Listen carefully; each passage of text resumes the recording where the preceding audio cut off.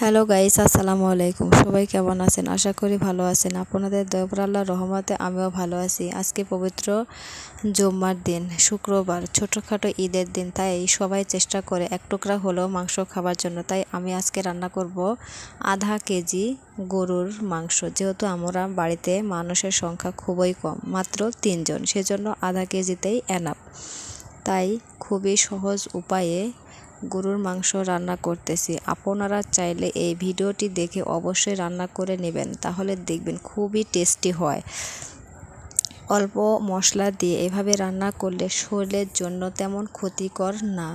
যত বেশি মশলা খাবেন তত শরীরের জন্য ক্ষতিকর হতে পারে। তাই অল্প মশলা দিয়ে এই রেসিপিটি ট্রাই করবেন, দেখবেন খুব ভালো লাগে। বন্ধুরা, যারা আমার চ্যানেলটি সাবস্ক্রাইব করেননি তারা দয়া করে অবশ্যই চ্যানেলটি সাবস্ক্রাইব করে দিতে ভুলবেন না। সাবস্ক্রাইব করে ভালো কমেন্ট করবেন আর বেশি বেশি ভিডিওটি শেয়ার করে দিবেন। আমি যেহেতু নতুন ইউটিউবার, তাই তেমন কিছু বুঝি না। যদি কোনো কিছু ভুল ত্রুটি হয়ে থাকে তাহলে কমেন্টের মাধ্যমে জানিয়ে দিবেন। দেখুন, মাংসগুলো পরিষ্কার করে ধুয়ে আমি মশলার সাথে ভালোভাবে নেড়ে চেড়ে দিচ্ছি। মাংসগুলো অনেক সুন্দর ছিল, হাড্ডি একেবারেই কম ছিল। মাংসগুলো দেখতে অনেক সুন্দর, খেতে মনে হয় অনেক টেস্টি হবে। আমি তাই সুন্দর করে কষিয়ে নিচ্ছি। কালারটা অনেক সুন্দর এসেছে। আমি তো মোবাইল দিয়ে ভিডিও করি, সেজন্য মোবাইলের ক্যামেরা ভালো না।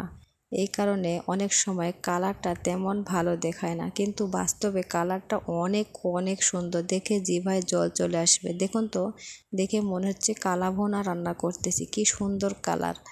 কষানো হয়ে গেছে, এবারে দিয়ে দিলাম গরম পানি। মাংস রান্না করার সময় অবশ্যই গরম পানি অ্যাড করবেন। ঠান্ডা পানি দিয়ে মাংস রান্না করলে মাংসের কাঁচা ভাবটা আবার চলে আসে, সেজন্য মাংস কষানো হয়ে গেলে অবশ্যই গরম পানি দিবেন। এই যে দেখুন, বলক চলে এসেছে। কালারটা কি সুন্দর, দেখে জিভায় জল চলে আসছে। মাংস প্রায় রান্না শেষের দিকে, এজন্য আমি ভাজা জিরার গুঁড়া দিয়ে দিলাম। আরও 3 থেকে 4 মিনিট চুলাতে রান্না করে নেব। চুলাতে রান্না করা হয়ে গেলে আমি একটু ঝোল সহকারে গ্যাসের চুলায় দিয়ে দেব। গ্যাসের চুলায় লোতে জালটা রেখে দিয়ে বেশ কিছুক্ষণ রেখে দেবেন, তাহলে দেখবেন অনেক সুন্দর হয়েছে। দেখুন কত সুন্দর হয়েছে। অল্প মশলা দিয়ে এভাবে মাংস রান্না করলে যে এত টেস্টি হয়, রান্না করেই দেখুন, তারপরে বলবেন কতটা টেস্টি।